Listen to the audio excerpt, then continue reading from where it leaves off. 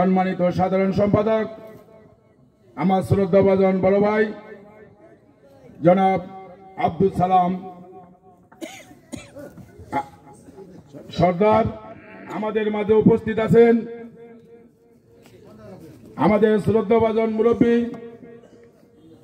গোসাইহাট থানা কৃষক দলের অন্যতম নেতা জনাব আব্দুল মজিদ পেদা।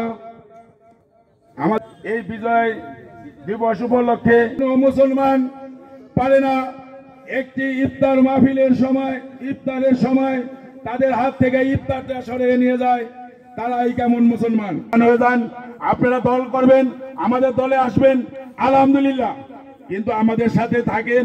আমাদের নেতাকর্মীরা যেই নির্দেশ দেয় সেই নির্দেশ অনুযায়ী আপনাদের রাজনীতি করতে হবে, তার বাইরে যাওয়ার কোনো সুযোগ নাই। তাই প্রিয় এলাকাবাসী, এখানে আমাদের শ্রদ্ধাভাজন মুরব্বীরা আছে, তারা অনেক কথা বলবে, তবে আপনারা এই শীত অপেক্ষা করে আজকে এই প্রোগ্রামে স্বতঃস্ফূর্তভাবে উপস্থিত হয়েছেন।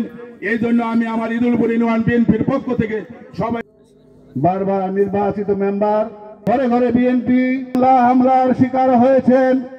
আমি তাদের ত্যাগের প্রতি শ্রদ্ধা জানিয়ে বলতে চাই, 5 তারিখের পরে ঘরামি এবং বিএনপির অঙ্গ সংগঠন আলাইকুম। আজকের এই বিজয় দিনের আমি বলতে চাই, আপনারা কেমন আছেন?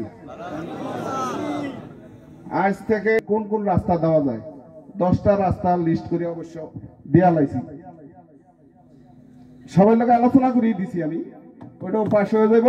সর্বোচ্চ 3 মাসের ভিতরে কাজ হইলে আপনারা উন্নয়নমূলক কাজ কিছু এই পৌরসভা ভিতরে পাইবেন, ঠিক আছে?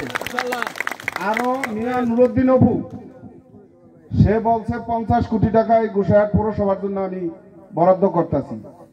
এখন হলো মেন 10টা রাস্তা দিছে, ওই 50 কোটি টাকা বরাদ্দ হলে আপনাকে প্রত্যেকটা ওয়ার্ডে এরকম আইসা সবার লগে আলোচনা করিয়া কার কি সমস্যা আছে, কোন জায়গায় টিউবওয়েল লাগবো, কোন জায়গায় রাস্তা লাগবো, ব্রিজ লাগবো, এই আলোচনা 50 কোটি টাকা কম না।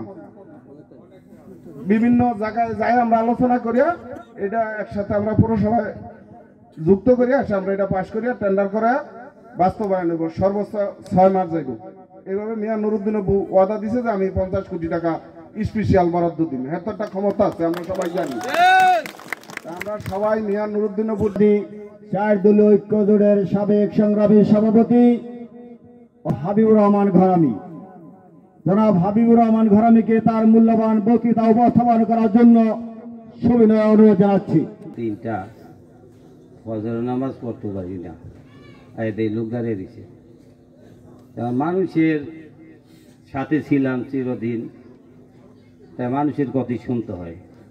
আমি যদি মরি, আমার যদি মরতে হয়, আমি বাংলাদেশের মানুষের মাঝে মরব, কিন্তু দেশ ছেড়ে যাব না। আমি আজকে বাস্তবে কি আমার এলাকায় শীতের দিনে, তাই ওদের দোয়ায়ও তো আমি ইনশাল্লাহ আরোগ্য লাভ করতে পারি, যার কারণেই আপনাদের কাছে উপস্থিত হয়েছি।